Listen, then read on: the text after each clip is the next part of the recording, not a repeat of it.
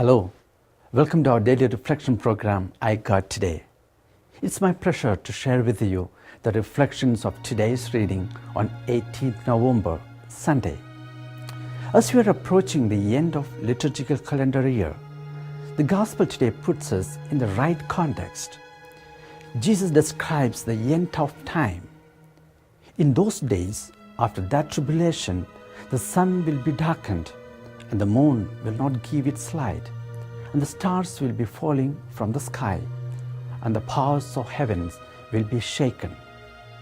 However, we have to remember that these are not signs that God is destroying the world, but signs that He is coming. In the midst of what is fearful comes the Lord to ease our fear. We may be surrounded by terrible circumstances and calamities, but that should not get us down.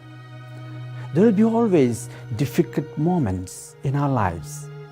These are not a punishment from God.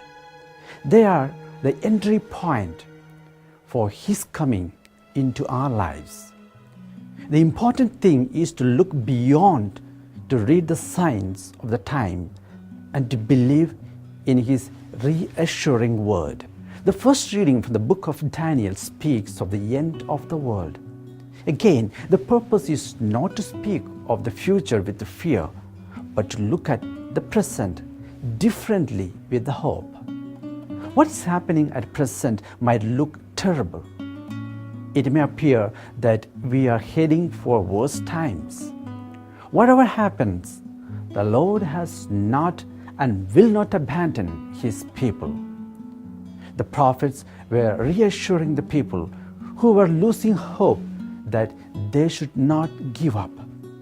When that time comes, God's people will be spared. Those who lay in the dust will rise again. In fact, in the midst of death, the prophet speaks of the hope of resurrection. No matter how terrible the circumstances that surround us, no matter how hopeless the world situation around us, our God is God of hope and of a new life. Today's gospel fills us with hope and consolation. It speaks about the certainty of Christ's coming again in glory at the end of time to make us sharers of His glory. This hope is symbolized by the fig tree, which heralds a summer with the signs of new and tender leaves. Since no one, not even Jesus, knows the exact day or the hour of the end of time, instead of calculating its exact date, we need to be serious in our Christian commitment in the present time and be faithful in carrying out our responsibilities. Personally, for us, the end of time applies first and foremost to our own death.